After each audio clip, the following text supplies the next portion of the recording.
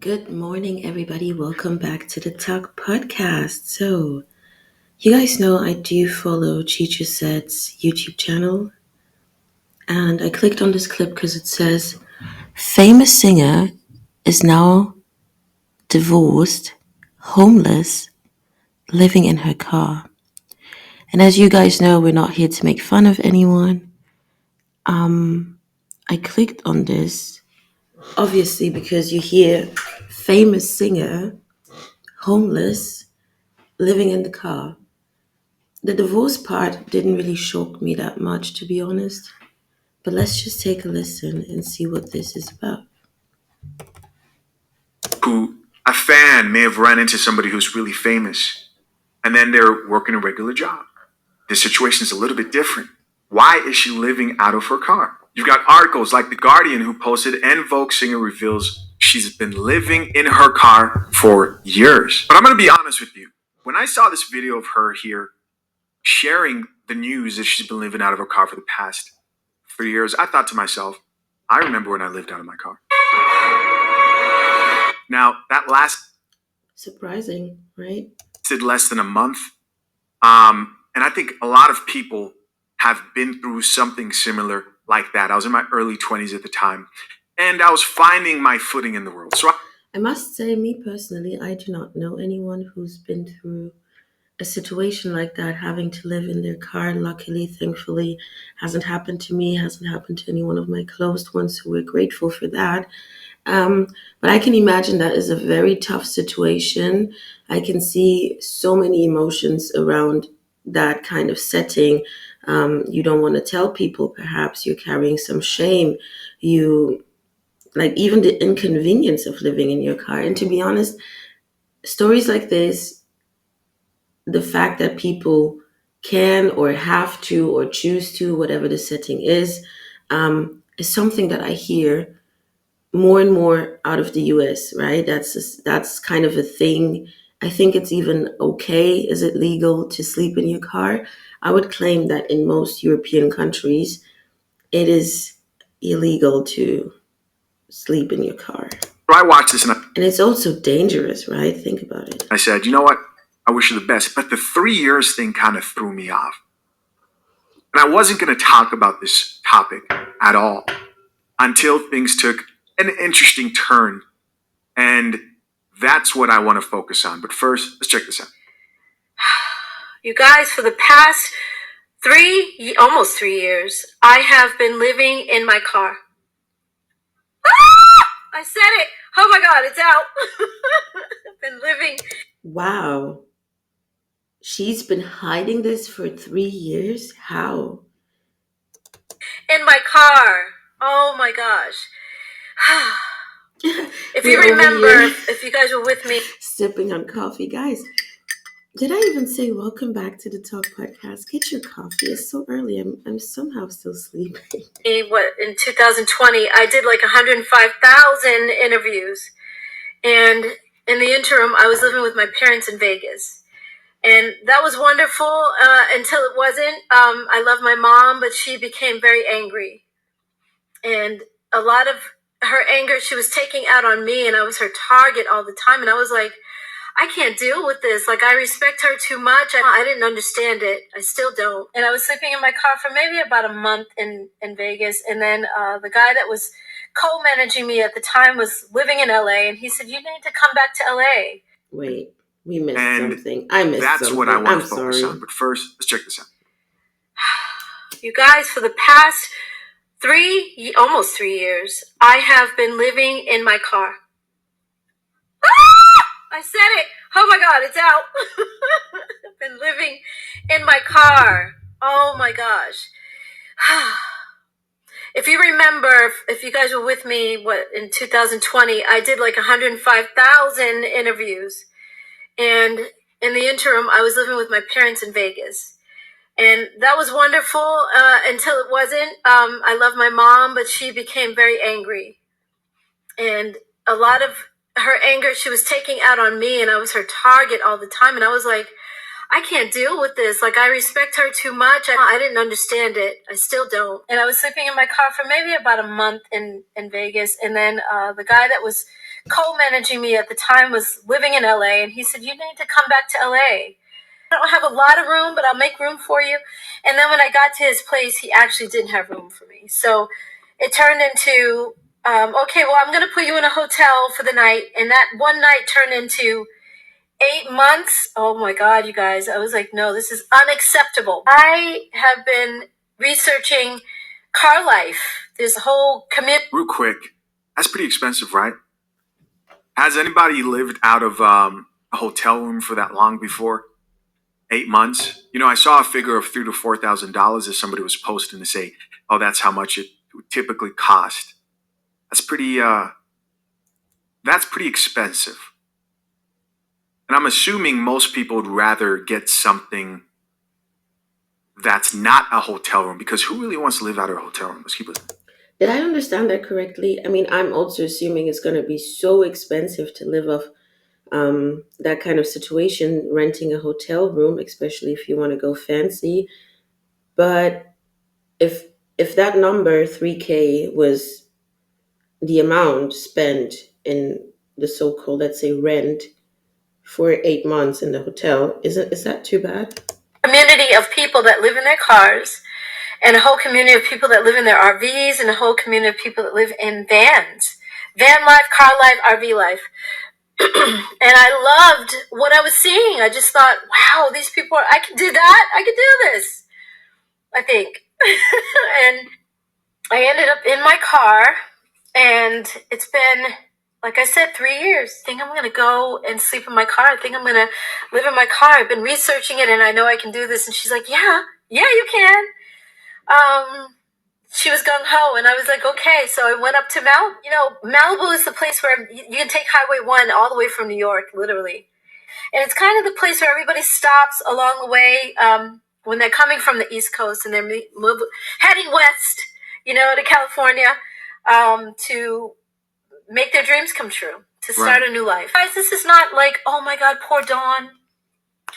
She's living in her car. It's terrible. Oh, what was me? It's not that. It's not like I said, I'm learning about who I am. I'm learning. Oh, it's not that. Oh, then I took this whole clip wrong. I was thinking this is a sad story, soap opera. She's, devastated. It's unfortunate that she's living in her car, but seems like she's fine. Myself as a person. So she put a caption there. It says, awakening, healing, forgiving, growing. I'm going somewhere with this. Stay. Said to me while I was in Vogue, you're going to be living in your car one day. I'll be like, huh? No, I'm always going to have an apartment. I can't live in my car. How can I do that? I won't be able to live in my car. We say that we can't do certain things before you even know we're capable. Lisa keeps telling me that when people find out, when the fans hear that you're living in your car, they're going to be so proud of you. Because I am documenting this whole adventure. It's an adventure, you guys. It's a journey. And I've been documenting it and filming myself doing certain things. All right, guys, there you go. You heard it for yourself. Let's be honest here. Right, based on what she said, that the intention was not to live in her car. Yeah. She decided to embrace that lifestyle after a failed attempt at what it sounds like restabilizing her life. And so she chose to reframe how she viewed her situation, said, hey, there are a bunch of people, a community of people who live outside of the car. And believe it or not, they're actually very popular on TikTok. They do exactly what she's talking about, right? And some of them talk about the increase in being priced out of being able to rent a place to stay. Some of these people are young people. A lot of these people are artists. At one point I was thinking to myself, I wouldn't mind actually, I'm not talking about actually living out of a car, but more like, an Airstream, what you'd call glamping, something nicer. But Glamping, yeah. Glamping, yes. The glamorous part of camping, we're doing that. These videos aren't people who are really having a blast out here. A few of them I've actually seen post online begging for money, asking for help. Drink the coffee, it'll make you feel better. And I mean, to me, when you get to the point where now you're begging, I don't think it's the worst possible case scenario, because we've all fallen on hard times. Wait a minute. I need to stop right here for a bit. So now I need to interject and I just need to speak on different things that are going through my mind. So obviously I clicked on this clip and I had a different expectation. I was thinking this woman is going to come up front and say how difficult it is, how devastated she is, how maybe explain a bit more how she actually found herself in this situation, maybe a little bit more about the divorce, maybe a bit more understanding to the anger that she was talking about from her mom's side that actually, led her to, for the first time, choose to live in her car for a month. Maybe some financial information. So I was thinking this is going to be a sad story, soap opera. Oh my God, I'm living in my car. Well, good for her that she is resilient, that she is trying to make this a positive experience and finding a way to even, I'm just assuming, monetize this by documenting it, sharing it on social media. She has perhaps people who are invested and interested in, looking into her life, especially because she used to be someone or still is someone who is very well known. Forgive my voice, guys. Well, now after this, I'm just thinking, how long can someone her age actually live this life? Or what are the things that you need to let go of in general, basic standards that most people would, want to have in their life for you to actually be able to live in your car, live this lifestyle for the longest in the best way? So, my opinion to this, America's a wild place. I've never been, but I'm so sorry. Is so much, right? It's beautiful. It has the greatest landscapes. It has so much diversity, so much to do, big life, big this, big that. But also, I, looking in from the outside, I always think to myself, there's so much happening over there that to us here in Europe is just so crazy. It's so different. um, yeah, well, America is a place that I couldn't just hop over there and, you know, try my luck. It's not a place. I don't think that's the dream. That's what America always portrays, right? Come over here, live your dream, go after your dream. Your dreams can be um, made into reality, which I guess in so many cases it is valid. But that place seems to be so tough. Nonetheless, I'm thinking at America and the crazy part to America, the financial struggles that people are facing over there, the social settings with like it's not set up like in Europe where you could say, okay, if you want to, you can get help. Don't get me wrong, you can get help in the States as well. But I think the social structures there are just different.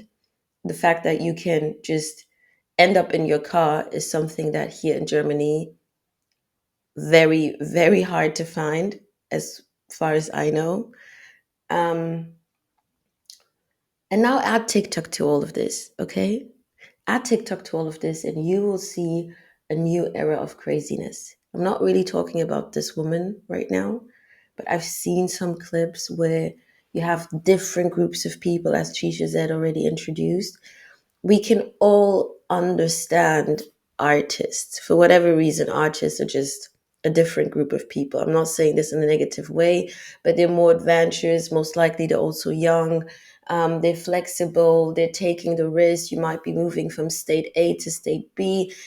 The way to get there is by your car. So you can find yourself ending up in that situation in your early 20s, to maybe, stay in your car for the next few weeks because you're on that journey. You're trying to get that goal. And the way Chisha said he had an experience. He had an experience living in his car for a month in his 20s. And I think we don't know the backgrounds. We don't know were you the cause for this, were you just reckless? That's not the point right now. But we can all understand that when someone is in their 20s, in their early 20s, ending up in a tough situation like this, and then also maybe even figuring it out easier is doable, right? You're flexible, you're young, you don't even need that much sleep.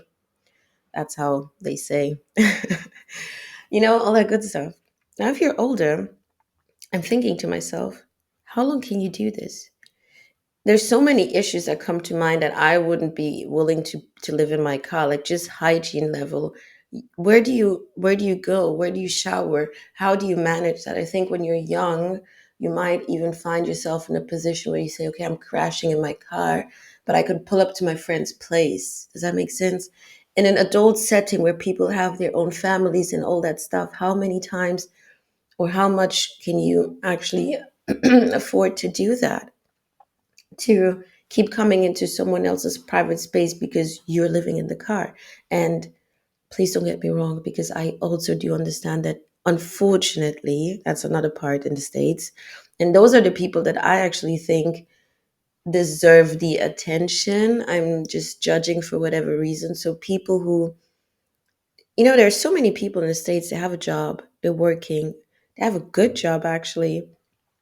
They have an average job. They just have a job. They're doing what they're supposed to do, and yet they cannot keep up with life. Okay. And I'm not talking about the ones who keep spending on, I don't know, Klarna or whatnot, paying stuff they cannot afford and end up in a cycle. No. I mean, people who are really just living an average life, doing what they're supposed to do, paying their taxes, and they can find themselves in the States in a position where suddenly you cannot afford food, you cannot afford rent, you cannot afford both. Like crazy. And if those people find themselves sleeping in their car, I think it is fair to give them attention, to speak on this topic, to see where the actual issue is. Is there something that can be changed, to draw attention to, like, is a like the people, the community, the society, the government? I don't even know. Like, to put attention to that makes sense. What I don't agree with, I'm sorry, are people who have made it a trend purposely to live in their car now, to not do anything, and go on the internet and start begging and whining about their situation and trying to make it seem, on the one hand, how free it is and how fun it is, but at the other hand, literally just depending on random people, like random people.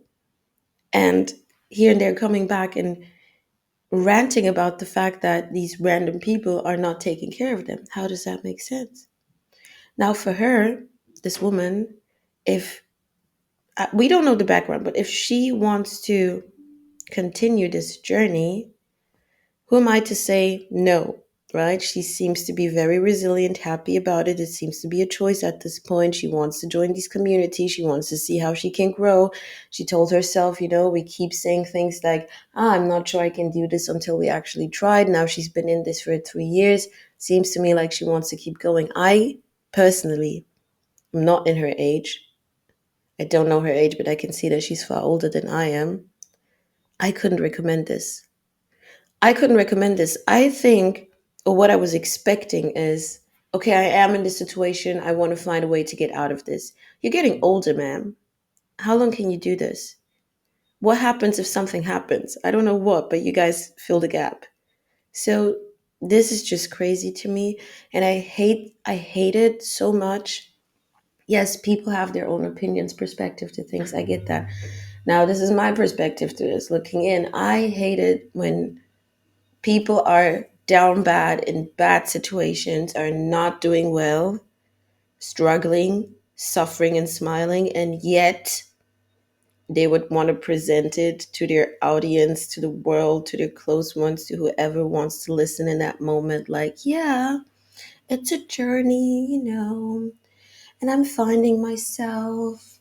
No, stop it. Why do we do this? Someone is going to be listening to this, sympathizing with you, or they just like your personality, your character.